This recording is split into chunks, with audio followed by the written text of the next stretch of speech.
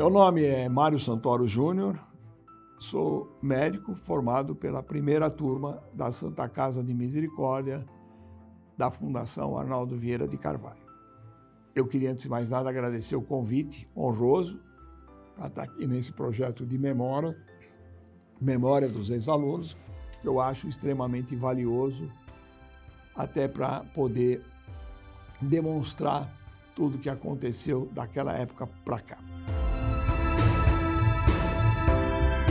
Sou paulistano, nasci aqui em São Paulo, em 18 de junho de 1943. Portanto, agora em junho faço 81 anos. Sou filho de Mário Santoro, um professor, economista, já falecido há alguns anos, e do Gileta Bononi Santoro, uma senhora dona de casa. Sou casado com Carmen Lúcia de Freitas Santoro, também médica, também ex-aluna daqui da Santa Casa, da quarta turma, e tenho 4 filhos. Marcelo, que é publicitário, há 23 anos está nos Estados Unidos. Dalton, que é médico, formado pela Escola Paulista de Medicina, hoje Universidade Federal. Luciano Santoro, um advogado, criminalista. E Mariana, arquiteta. Tenho 2 noras, Juliana e Megan, e 5 netos. Laís, Letícia, Maria Vitória, Bruno e Rafael. E agora tem mais um a caminho. Se Deus quiser, será o Marinho. Eu iniciei a minha vida estudantil no Liceu Marechal Deodoro, no Bom Retiro, onde eu morava. Graduei-me pela Faculdade de Ciências Médicas da Santa Casa de Misericórdia da Fundação Arnaldo Vieira de Carvalho em 1963. Fui aprovado no vestibular da Santa Casa em 5º lugar. Eu me lembro que naquela época eu tinha, no ano anterior, prestado o concurso na Universidade de São Paulo, na Faculdade de Medicina, e fiquei excedente, 7º excedente. Foi até interessante, porque naquele momento nós estávamos todos, não havia internet, nada disso, então a gente ficava na porta da faculdade esperando o secretário-geral, que era o professor Dantinese, sair com uma lista e apontar quem tinha passado e quem não tinha passado.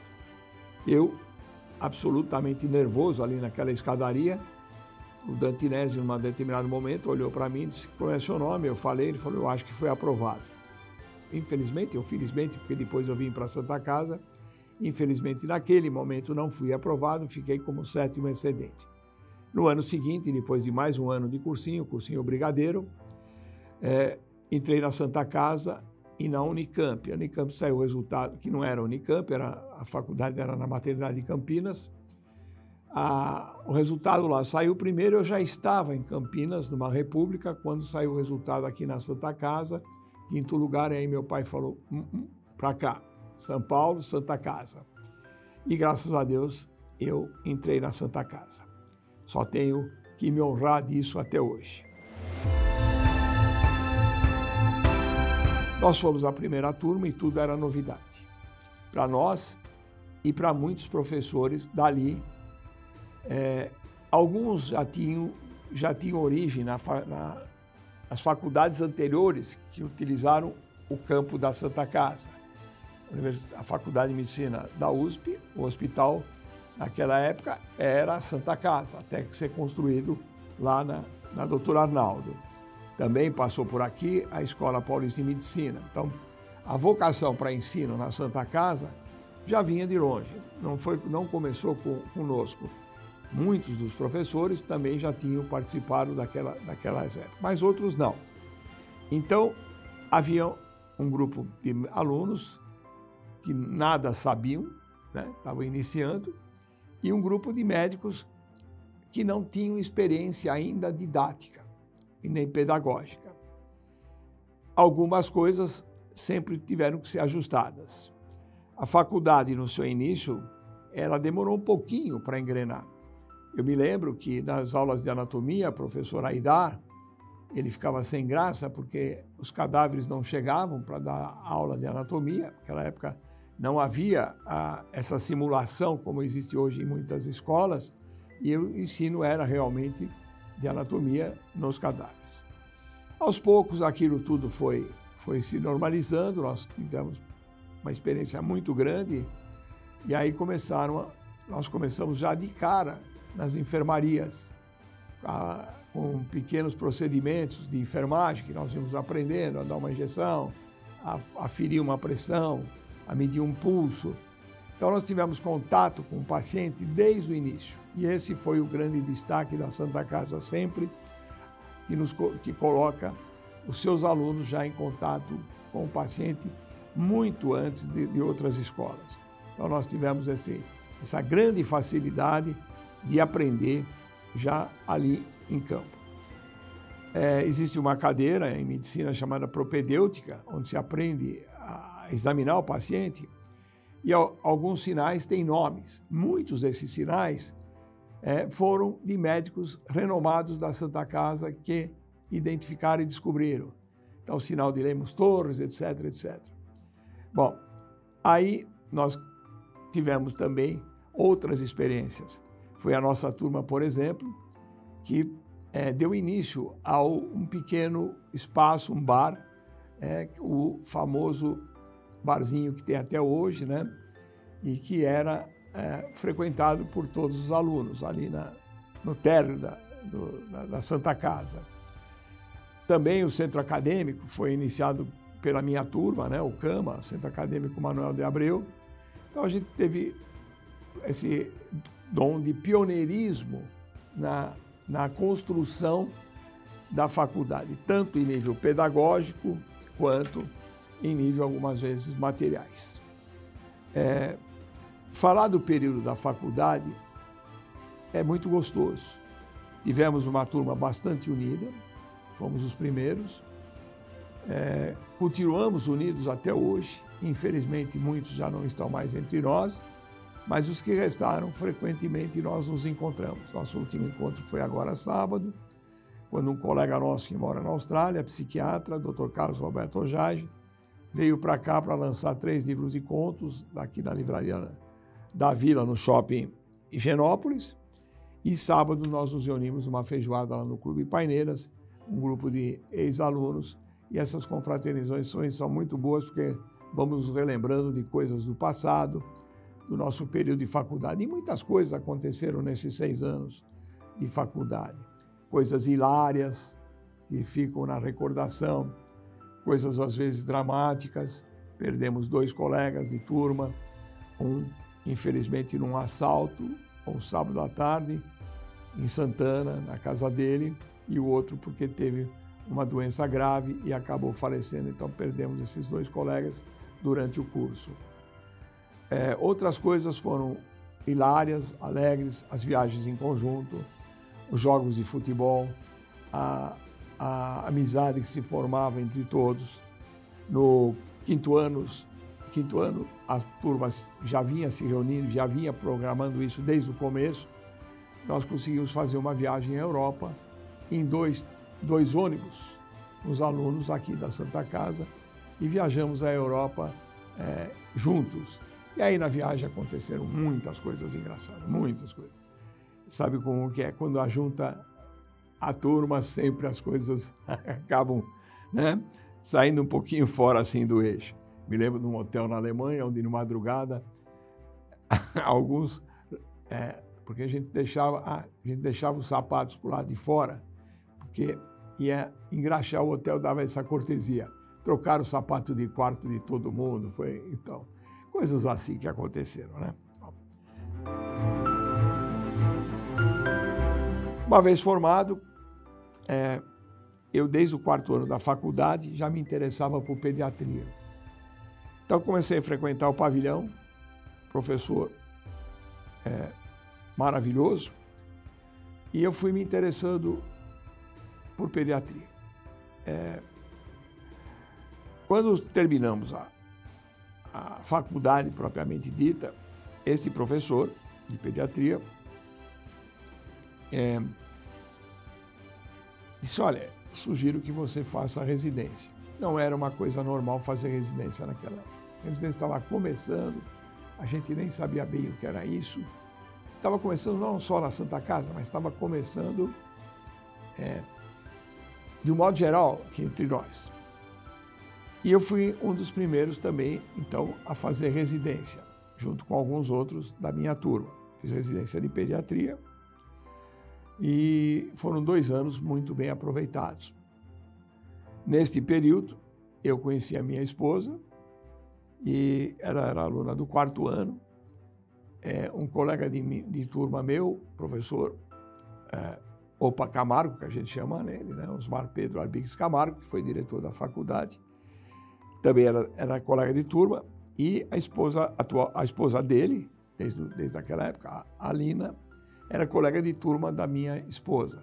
Então, nós 4 namorávamos ali no jardim da faculdade, e aí nós nos casamos logo depois da residência e seguimos a nossa vida profissional. Uma vez formado, eu acabei prestando concurso no Hospital do Servidor Público do Estado de São Paulo, Francisco Morato de Oliveira, que era um hospital escola, até hoje é. E naquela época era novo, bem novo e muito bem constituído. Então eu fui para lá, passei lá em primeiro lugar e acabei sendo médico desse hospital, que deu muita honra para mim. E logo depois, algum tempo, eu passei a ser preceptor de residentes, entrei na área de ensino. O hospital recebia internos de várias faculdades do Brasil, Santos, Goiás, etc. E eu e um colega nosso, o Dr. José Hugo, éramos preceptores desses residentes. Esse foi o início da minha carreira. Aqui na Santa Casa havia um médico, o Dr. Ciro, na pediatria, e o Ciro, ele era um gestor da Prefeitura Municipal de São Paulo. Naquela época, a Prefeitura tinha a Secretaria de Saúde, era a Secretaria de Saúde e Higiene. Saúde e Higiene, porque era responsável pelo lixo da cidade de São Paulo também. Naquela época, a Secretaria tinha 2 departamentos, um que era MED e outro que era DSC, Departamento de Saúde da Comunidade. MED tomava conta dos postos de saúde. Desculpa, ao contrário, MED tomava conta dos hospitais da prefeitura. E DSC dos que se chamava postos de saúde, hoje chamado UBS, Unidade Básica de Saúde. Dr. Ciro levou um contingente grande de ex-alunos aqui da Santa Casa para trabalhar na Secretaria de Saúde.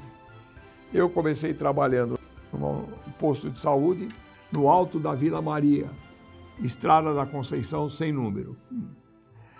Naquela época, a gente não conseguia chegar com o carro até o posto, porque a rua não era asfaltada e muitas vezes chovia, lameava e tal. Bom, ali eu fiquei um tempo nesse posto e logo em seguida foi aberta a maternidade escola de Vila Nova Cachoeirinha. Aí eu fui convidado a entrar na maternidade escola de Vila Nova Cachoeirinha, que era considerada um padrão ouro entre os hospitais aqui de São Paulo. Ainda é muito boa. Lá na maternidade escola de Vila Nova Cachoeirinha, fiquei muitos anos lá. Desde o começo, o diretor lá era o professor Antônio Suzano Andrade, um obstetra muito rigoroso, que levou aquilo numa rigorosidade grande. Queria as coisas bem perfeitas. O departamento de neonatologia, que na época não era chamado neonatologia, mas era chamado berçário, era tocado naquela época pelo professor Benjamin Koppelman, que já faleceu, professor da Escola Paulista de Medicina. Na época ele estava iniciando também a carreira docente dele. Ele ficou 2 anos lá, em seguida ele saiu e veio assumir o lugar dele uma senhora, eu me lembro bem, que era uma quinta-feira de manhã chuvosa, e eu e um amigo que também trabalhava lá, já falecido, professor, também ex-aluno da Santa Casa, doutor João Paulo Sonoende, aliás, meu colega de turma, fomos receber essa senhora que vinha para chefiar o berçário, que se chama professora doutora Conceição de Matos Segre, hoje uma senhora idosa, lúcida, perfeita. E ali eu conheci a Conceição. E trabalhamos juntos desde a época de 70, 74, por aí. E até hoje, ainda nós temos uma intensa amizade e temos um relacionamento muito grande. A maternidade escola naquele momento, começou a crescer. Num determinado momento, ali iniciou o que se chama alojamento conjunto, a história da criança ficar, depois que nasce, junto com as mães. Aí, num determinado momento, se comprou uns aparelhinhos que estavam começando no mercado, que monitorizavam a frequência cardíaca, pulso. Pusemos num cantinho ali e tal. Aí chegou o primeiro respirador para bebê, que era o Baby Bird. Pusemos no outro cantinho. Depois chegou mais um aparelho. Aí, num determinado momento, olha, essa sala aqui a gente está transformando isso numa sala de cuidados especiais, sem saber que ali nós estávamos fundando uma das primeiras UTIs neonatal do Brasil. Essa foi uma das primeiras UTIs neonatal. Fiquei muitos anos na Cachoeirinha. Foi, assim, uma experiência muito grande na neonatologia.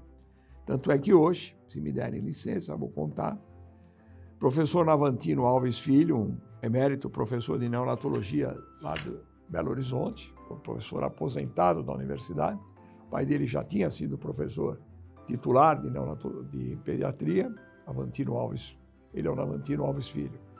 Me procurou e disse: Mário, eu estou escrevendo um livro tentando resgatar a história da neonatologia.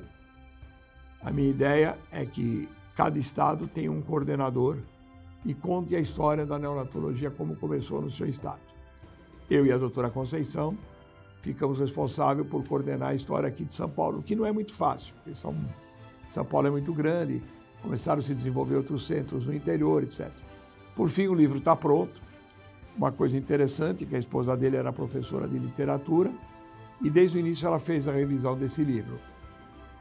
Antes do livro ficar pronto, infelizmente, ela faleceu, ela teve uma doença, e acabou falecendo.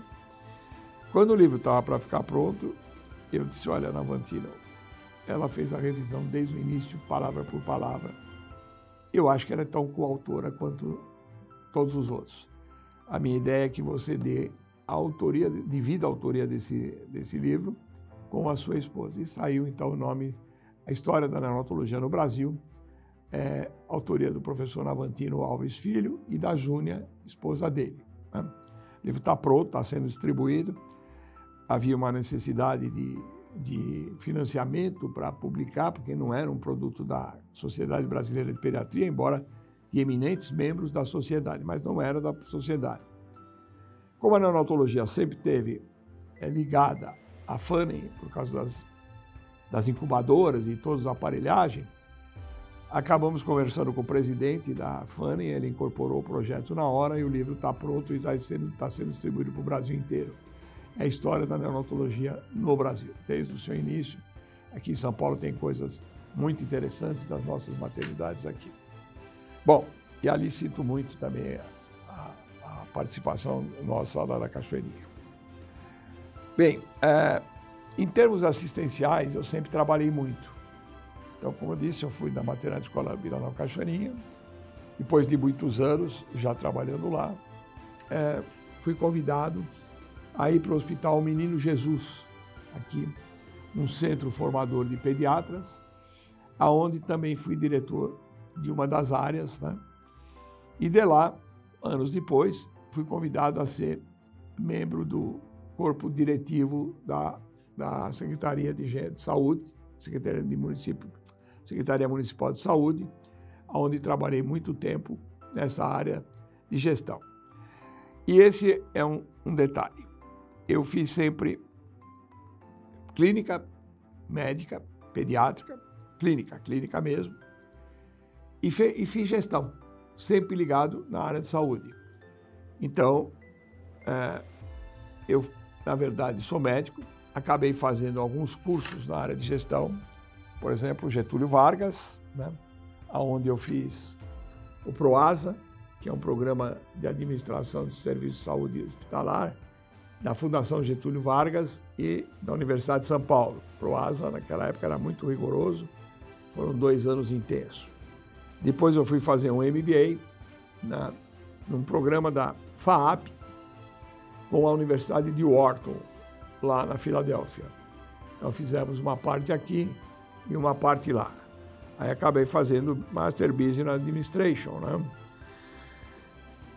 Bem, aí nesse determinado momento, eu acabei indo para a área de docência, lá na Universidade de São Paulo, lá no Instituto da Criança, onde acabei fazendo toda a minha pós-graduação, sensu estrito, e sou doutor em medicina, pela Faculdade de Medicina da Universidade de São Paulo. Nesse meio tempo, teve um outro momento em que foi montado aqui em São Paulo, na gestão do governador Orestes Quercia, a Secretaria do Menor. E o Orestes Quercia, o governador, escolheu a doutora Alda Marco Antônio para assumir a Secretaria do Menor. A Alda, ela não tinha experiência com criança, mas ela tinha bom senso.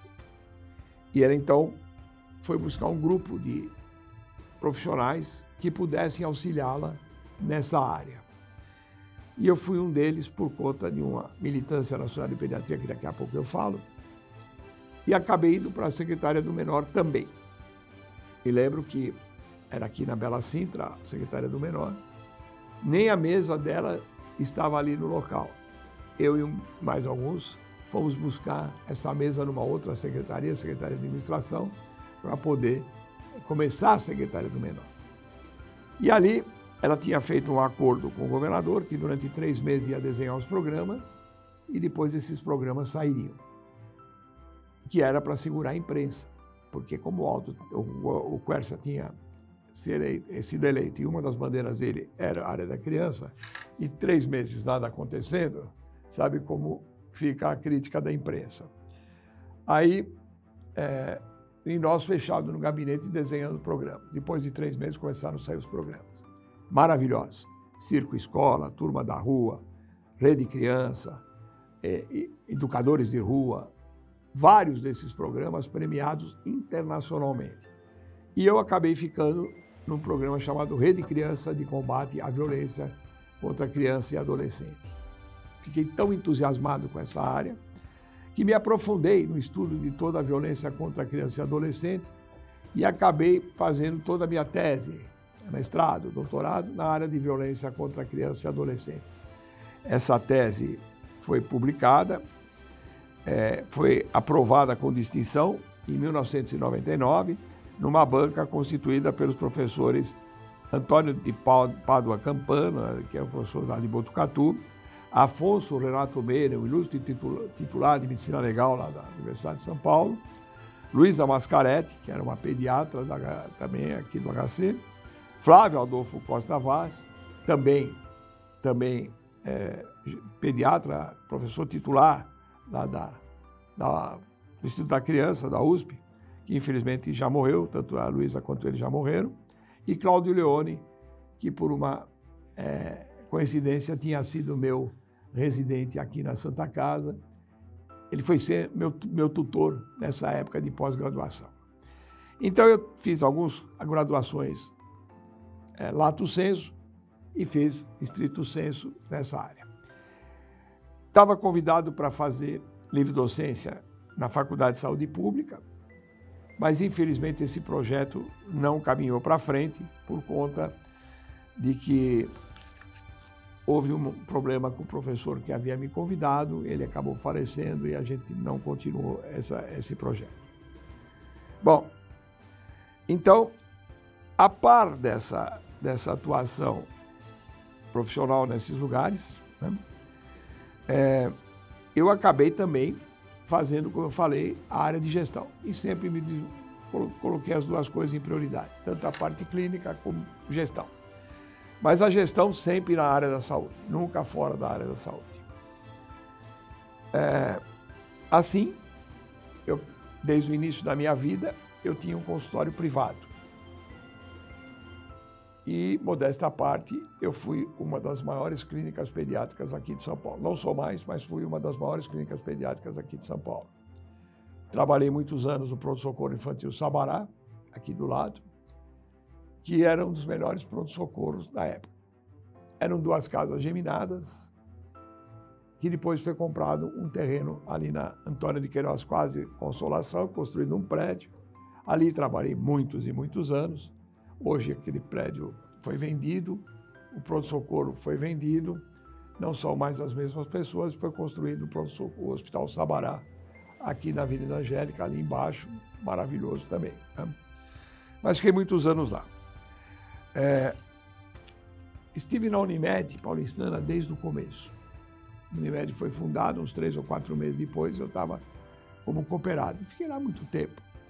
Até que, num determinado momento, comecei a assumir algumas áreas de gestão lá dentro da Unimed, por ser cooperado, e acabei vindo ser presidente da Unimed paulistana, né? Que era a maior cooperativa médica do Brasil. Infelizmente, depois da minha gestão, 3 gestões depois, teve problemas e a Unimed, as Unimedes, só por serem cooperativas, elas não sofrem falência, mas elas sofrem liquidação. A Unimed paulistana, 3 gestões depois da minha, foi liquidado, que me deixou muito triste. Assumi também a superintendência da GEAP.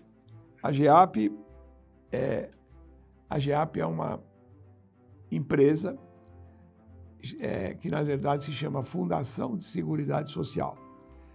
É a antiga patronal do INAMPS. Num determinado momento, ela foi privatizada. E o grupo que estudou a privatização, o Grupo Executivo de Administração Previdenciária. E ficou a sigla GEAP, mas o nome correto dela é Fundação de Seguridade Social.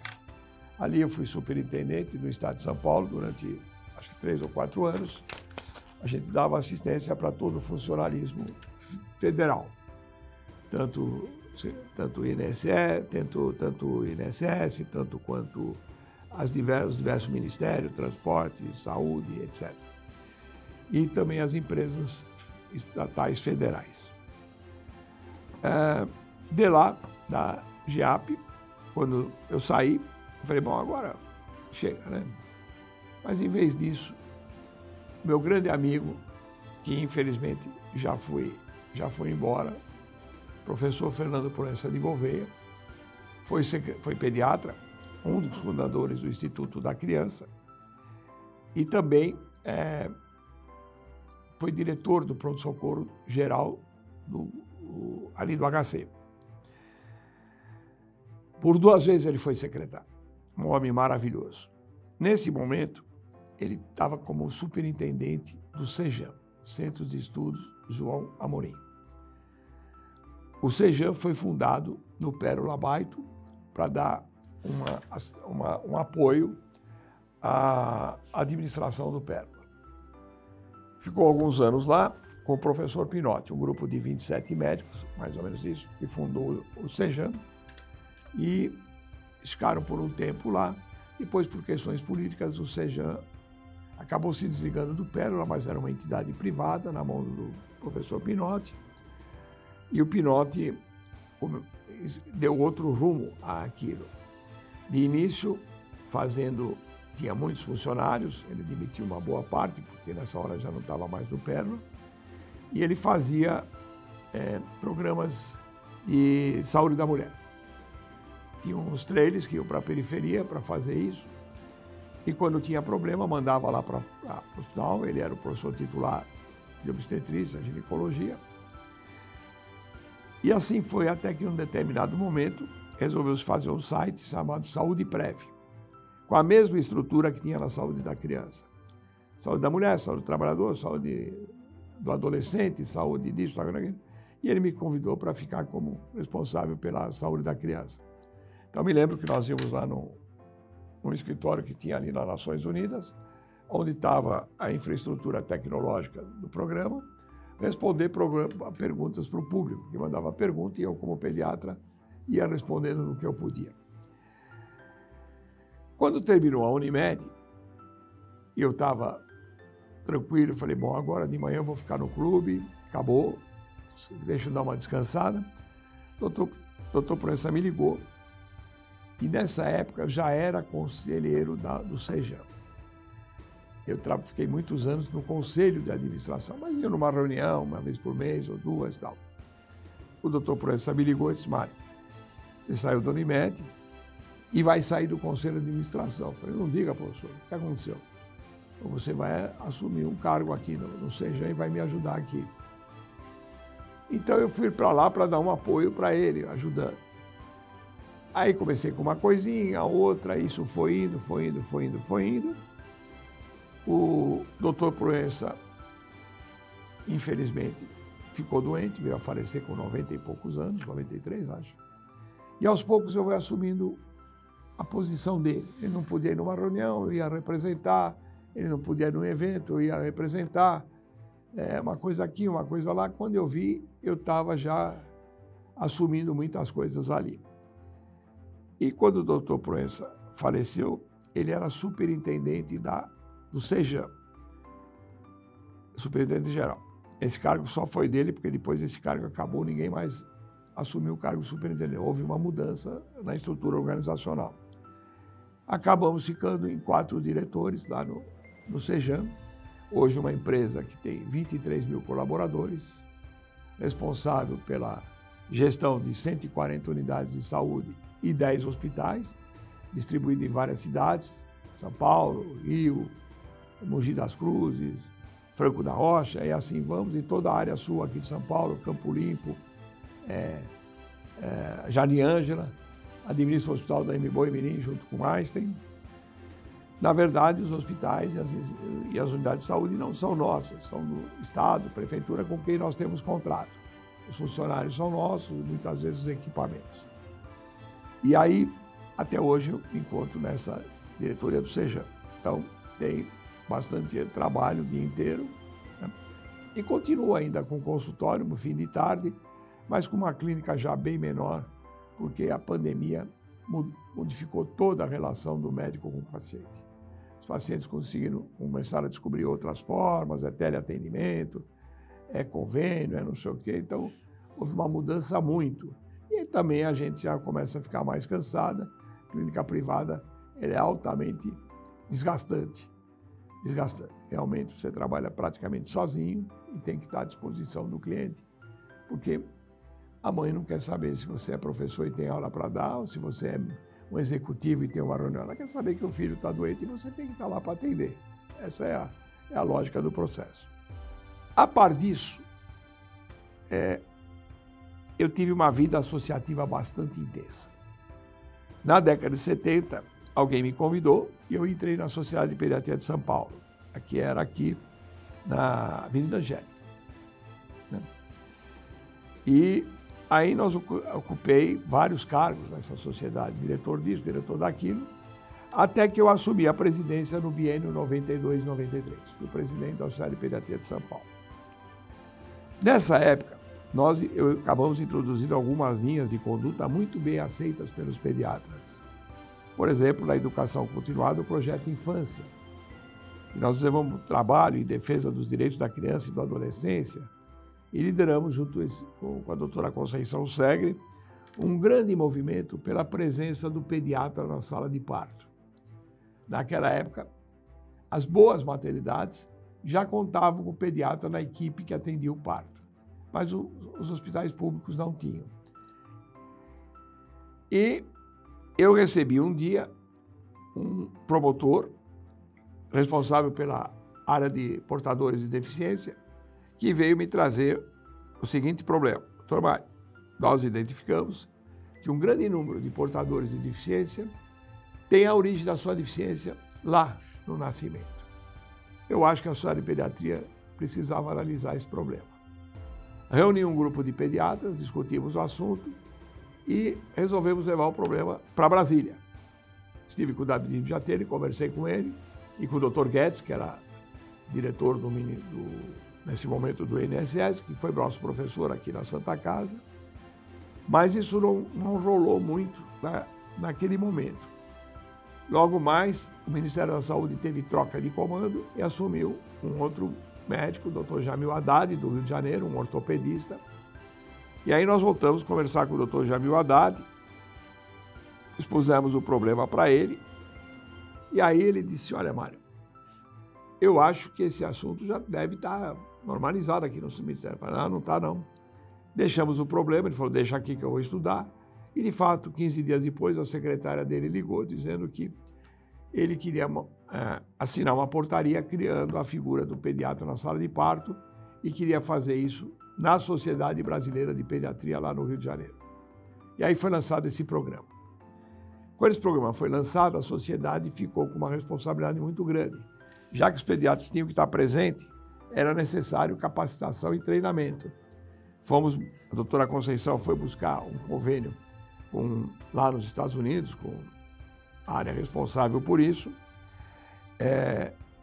a Academia Americana de Pediatria, trouxe esse programa para o Brasil e hoje milhares de pediatras foram treinados na capacitação na sala de parto.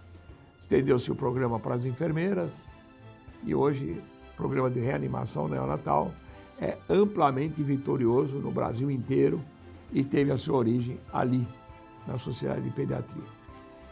Com esse programa em mão, eu fui convidado por um amigo meu, também já faleceu, a me lançar como candidato na Sociedade Brasileira de Pediatria. E acabei me tornando presidente da Sociedade Brasileira de Pediatria, a terceira maior sociedade de pediatras do mundo. Bem, lá na Sociedade de Pediatria nós iniciamos uma reformulação administrativa, iniciando pela descentralização da presidência, que antes era no Rio de Janeiro só. Aliás, a Sociedade do Rio de Janeiro era confundida com a Sociedade Brasileira de Pediatria. Separamos as coisas. A Sociedade Brasileira de Pediatria é uma coisa, a Sociedade de Pediatria do Rio de Janeiro é outra. Trouxemos o gabinete aqui para São Paulo, e depois esse gabinete se tornou itinerante. E como presidente, fiz diversas coisas. Transformei os grupos de trabalho em departamentos, criamos várias linhas de assuntos a serem discutidos. Até então, a Sociedade Brasileira de Pediatria discutia muito a parte clínica, praticamente, da pediatria. E nós estimulamos muito a área social. Discutimos a nova morbidez pediátrica, ou seja, as crianças vítimas de maus tratos, as crianças de rua, prostituição infantil, novas formas de família que começavam a surgir, como tem hoje, vítimas de maus tratos, gravidez na adolescência, criança trabalhadora, mendicância. Sucedemos o professor Antônio Márcio Lisboa, na década de 80, na presidência do Comitê de Direitos da Criança e do Adolescente. Nessa época, começava no Brasil um grande movimento pela nova Constituição, né? Com o doutor Ulisses Guimarães à frente desse processo. Haviam 2 grupos de trabalho lutando pelos direitos da criança. Esses grupos foram fundidos num só para ter a massa crítica e começou a se discutir uma nova forma de ver os direitos da criança. Até então, vigia o Código de Menores. Posso garantir que o Código de Menores, poucos pediatras leram. Poucos. Diferentemente do que vai acontecer depois com o Estatuto da Criança e do Adolescente. O Estatuto da Criança e do Adolescente era uma inovação. Ele falava não só no que fazer quando a criança estava em situação crítica, mas como prevenir isso. Me lembro que num congresso em Mato Grosso, discuti muito com um juiz de direito do Rio de Janeiro a respeito dessa nossa nova maneira de ver os direitos da criança e do adolescente, né? Ele dizia para mim: doutor Mário, se eu tenho uma casa e alugo, porque eu não preciso de autorização para alugar, eu preciso saber o que eu faço se o inquilino não pagar o aluguel. Eu disse: professor, não é bem isso. Nós temos que garantir todos os direitos para a criança não vir cair naquela situação de infração legal. Bem, por fim, apresentamos esse grupo de trabalho do qual a Sociedade Brasileira de Pediatria veio fazer parte, apresentou um projeto de lei. Naquela época, 1 milhão de assinaturas. Já se constituía um projeto para ser apresentado na Câmara, né? Era possível. E isso veio a criar, na Constituição brasileira, o artigo 229, que fala sobre os direitos e os deveres da criança e do adolescente. É direito da criança ter isso, aquilo, blá, blá. Só que ele não era autoaplicável, ele precisava de uma lei que o regulamentasse. Bem, aí foi a luta por essa lei. Essa lei é o Estatuto da Criança e do Adolescente, é a Lei 8.069 de 1990. Teria que passar pelas comissões, mas como não havia prazo, houve um acordo de liderança que as sociedades especializadas abalizassem cada parte daquele estatuto. Coube a nós, a Sociedade Brasileira de Pediatria, rever toda a parte da saúde. Bom, esse estatuto, quando ele foi criado, tinha a pretensão de que a sociedade mudaria.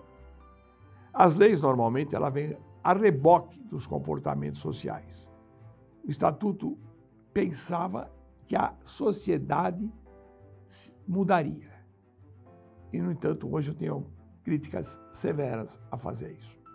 Críticas severas. Na verdade, o estatuto foi utilizado de uma forma muito ruim por alguns grupos que nós conhecemos bem na nossa sociedade e estamos vendo essas crianças e adolescentes serem utilizados pelo crime e tudo mais que todos sabem. Mas, enfim, naquela época era essa a ideia. Bom, também na Sociedade Brasileira de Pediatria, a gente começou a perceber que as mulheres começaram a ter uma participação muito grande como médicas. Na minha turma tinha poucas médicas, estudantes. Hoje, há um contingente enorme de mulheres fazendo medicina. Então, havia a necessidade de levar uma forma delas se atualizarem. Nós criamos um programa chamado Programa Nacional de Atualização Pediátrica, o PRONAP, que existe até hoje, onde elas podem se atualizar à distância. É o famoso EAD que nós temos hoje. Mas na época era uma novidade. Nessa época, na Sociedade Brasileira de Pediatria, eu como presidente, entendi que havia necessidade de ter um grupo que pensasse a pediatria, não naquele dia a dia da administração, da gestão, né? Mas, mais do que isso, que resgatasse a memória, como vocês estão fazendo aqui, resgatasse a memória da pediatria e também pensasse no futuro da pediatria. A ideia é que esse grupo seria perene, não mudaria e não sofreria a ingerência da administração da sociedade, mas também não fosse desligar da sociedade, porque nós não queríamos haver fraturas na sociedade, criar grupos paralelos, não, dentro da sociedade. Conversei com um professor de pediatria, também já faleceu, o professor Nelson Barros, da Bahia, foi secretário da saúde lá, diretor de hospitais importantes lá, professor de pediatria. Conversei com ele, falou, Mário, a minha ideia, você está querendo abrir uma academia. Isso é uma academia, são titulares, perenes, que resgatam a memória, pensam no futuro. Acho que é isso mesmo, professor. Então tivemos a ideia de montar a Academia Brasileira de Pediatria. No início, por uma questão logística com a Academia Nacional de Medicina, prefiro chamar isso Conselho Acadêmico, só depois veio a ser a Academia Brasileira de Pediatria. Mas, enfim, criamos a Academia Brasileira de Pediatria, hoje amplamente vitoriosa. Nós somos 30 titulares, tá? Tem os eméritos, que depois de 20 anos de academia e dependendo de mais de idade, uma certa idade, podem passar para emérito, abrindo vaga para outros. Então, vários eméritos, já temos muitos que faleceram, e a Academia Brasileira de Pediatria hoje é altamente reconhecida no meio pediátrico. Tivemos uma série de gestões, eu fui presidente 2 vezes da academia, não na primeira vez, porque quando a academia foi montada, eu não entrei no primeiro grupo. Por quê? Porque a gente entendeu que ali naquele momento deviam ser indicados os membros pela Sociedade de Pediatria dos estados. Foi o único grupo indicado, depois sempre foi eleição. Só abre uma vaga quando alguém morre, ou que há uma renúncia, o que é muito raro. Então, depois de uma segunda ou terceira concurso, eu me candidatei e acabei sendo eleito na Academia Brasileira de Pediatria e hoje assumi 2 vezes a presidência da Academia de Pediatria. Também, em 2011, eu entrei na Academia Brasileira de Pediatria no ano 2001, né? Onde eu ocupo a cadeira 28. Em 2011, eu fui eleito membro da Academia Brasileira de Medicina de São Paulo. Não sei se os senhores sabem, mas a Academia de Medicina de São Paulo é a mais antiga instituição médica do estado de São Paulo. ela precedeu a Faculdade de Medicina, ela precedeu a Associação Paulista de Medicina, ela precedeu todas as instituições. Foi fundada por um grupo de médicos e a mais antiga é a Academia Nacional de Medicina, que foi presidida pelo Dom João. Essa é a mais antiga. A de São Paulo é de 1895.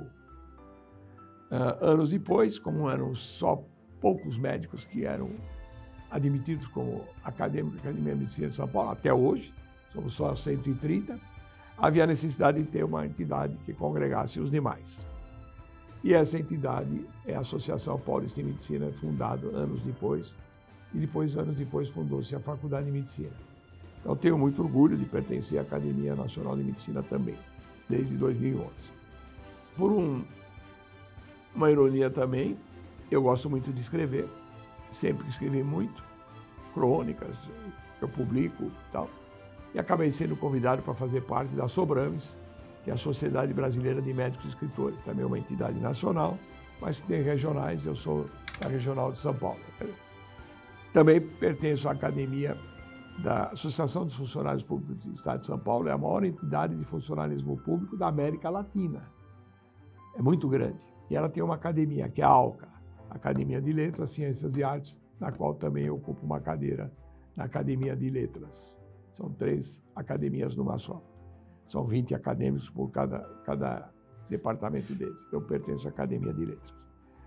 Bom, como médico e pesquisador, publiquei diversos artigos em jornais, em revistas médicas, nacionais e internacionais.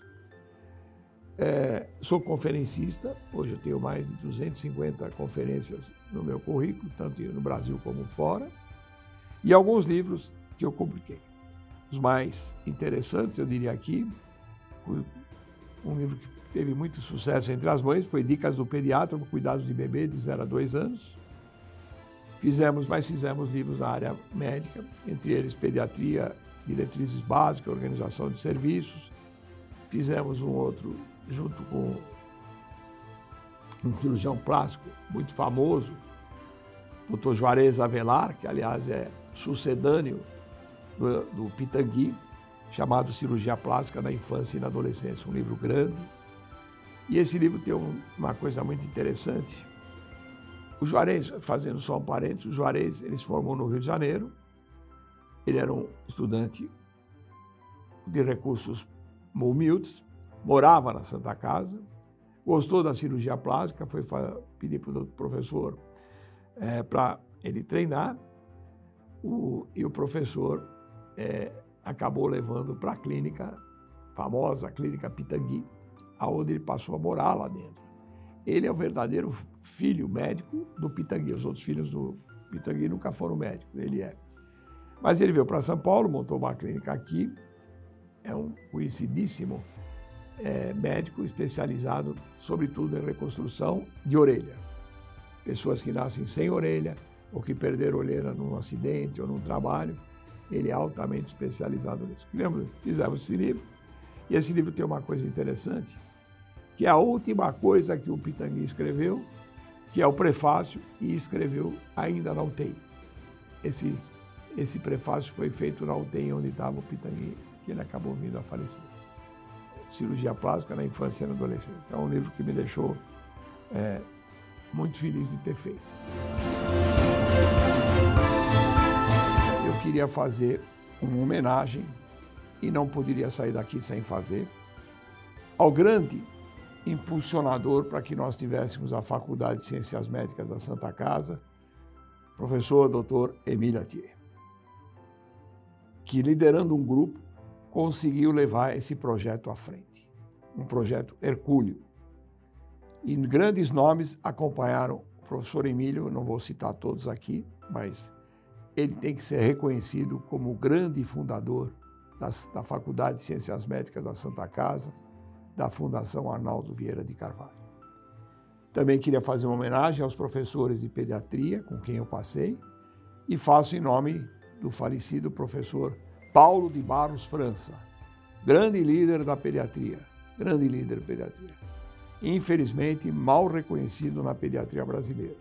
mas foi o grande dele. E outros professores que tiveram lá na Santa Casa, a quem eu devoto grande estima, grande admiração e meus agradecimentos pelo que me ensinaram, com os quais eu criei a minha família. Essa é a minha história. Sou pediatra há 55 anos, dediquei minha assistência ao ensino desde o começo, sempre estive envolvido com estudante, desde a servidor do Estado, como eu falei lá atrás, Cachoeirinha a vida inteira, Menino Jesus e aí para frente. E sensibilizei a comunidade médica para assuntos da área da pediatria social, particularmente na questão de direitos da criança e da vitimização infantil. Aliás, com modéstia, pedindo desculpa pela falta de modéstia, esse tema foi introduzido na pediatria brasileira por mim, certamente. Obtive o reconhecimento pela criação do pediatra na sala de parto e, finalmente, muito me orgulho de ter criado a Academia Brasileira de Pediatria.